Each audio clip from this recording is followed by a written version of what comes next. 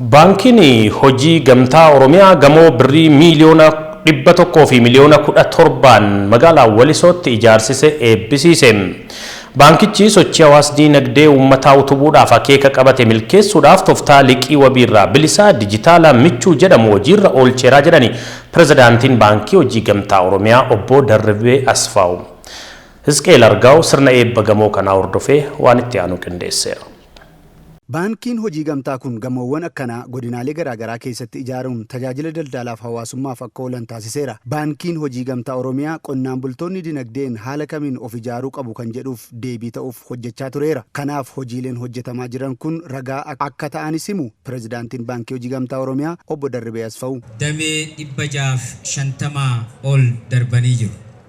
Dameeleen kun bal'inaan hawaasatti gadi dhiyaachuudhaan bal'aa maammila horachuudhaan waan hojjetame keessatti maammilli baankichi walumaa gala qabu miliyoona 10 ol darbuudhaan baankolii dhuunfaa keessaa tokkoffaa irratti argamnee jirra. Warri nu duukaa dhaabbattan warri nu hordoftan galatoomaa jechuun barbaada. Baankiin kun yeroo ammaa kana babal'achuun dameeleen isaa 650 kan ga'ee fi maamiltoota miliyoona 10 kan qabu yoo ta'u qabeenya qarshii biliyoona 135 olitti tilmaamamus kufatee jira. Maamiltoonni isaas qarshii biliyoona 111 ol kaawwatanii jiru. Liqii kennuudhaanis liqii xiqqoo kan ture amma liqiin nuyi hawaasa keenya kennine biliyoona 104 ol darbee jira. Akkuma argitan tiraaktaroonni amma magaalaa kana keessatti nu simachaa turan kanaan alas warshaaleen fi hoteelonni adda addaa qonnaan bulaan investimentii adda addaatti gale waan guddaa hojjechuu keenya fakkeenya ta'ee kan agarsiisudha.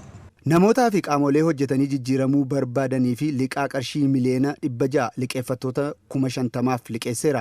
Eebbicha irratti argamuun baankichi keenya waan ta'eef deeggarsa barbaachisu gama keenyaan taasisaa jirraa jedhu obbo Daanyaachoo Shifarraa kantiibaan magaalaa Walisoo. Misooma uummatichaatiif madaallii fi bakka olaanaa kennee hojjetaa kan ture waan ta'eef bulchiinsi magaalaa lafa kaaree 4,000 ijaarsa gamootiif oolu kennuun baankichis waadaa isaa eegee gamoo miidhagina magaalaatiif gahee olaanaa qabu kana ijaaree guyyaa har'aa eebbaaf qaqqabsiisee jira. Kun kan agarsiisu baankiin hojii gamtaa Oromiyaa misooma uummatichaatiif akkasumas uummatichii fi baankichi akka hiddaan dhuuraa walitti hidhamuu isaati agarsiisa waan ta'eef maqaa bulchiinsa magaalaa keenyaatiin guddaa ulfaadhaa isiniin jechuu barbaada.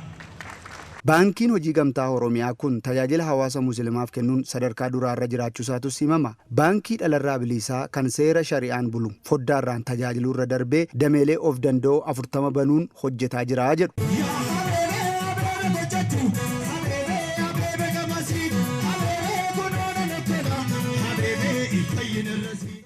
Waggaa tokko keessatti qofaa bu'uuraalee misooma daandii baaburaa irratti hannaa raawwatameen miidhaan birrii miiliyoona 80 ol ta'u qaqqabuusaa waldaan aksiyoona geejjiba baabura Itiyoo Jibuutii beeksiseera. Qondaaltonni mootummaa federaalaa naannawaa hannii fi saamichi bu'uuraalee misooma geejjiba baabura Itiyoo Jibuutii irratti deddeebiidhaan raawwatamu daawwataniiru. Hojii raawwachiisaan waldichaa Dr. Abdii Zannaba bu'uuraalee misoomaa daandii baabura Itiyoo Jibuutii irra hannii fi saamichi olaanaan yeroo garagaraatti akka raawwatamu dubbataniiru. Haaluma kanaan waggaa tokko keessatti qofa miidhaan birrii miiliyoona 80 olitti tilmaamamu qaqqabeera jedhani. Miidhaa irraa deddeebiidhaan gawwaloodhaan ittisuu fi deebii hatattamaa kennuudhaaf daawwannichi murteessaa ta'uusaallee eeraniiru. Daawwannicha irratti koomishiinaratti aanaan Komishinii Poolisii Federaalaa Malaakuu Faantaa, Ministir Deetaan Ministeera Geejjibaa fi Loojistiksii obbo Dheengee Boruu fi qondaaltonni mootummaa biroo hirmaachuu isaanii tajaajilli oduu Itiyoophiyaa gabaaseera.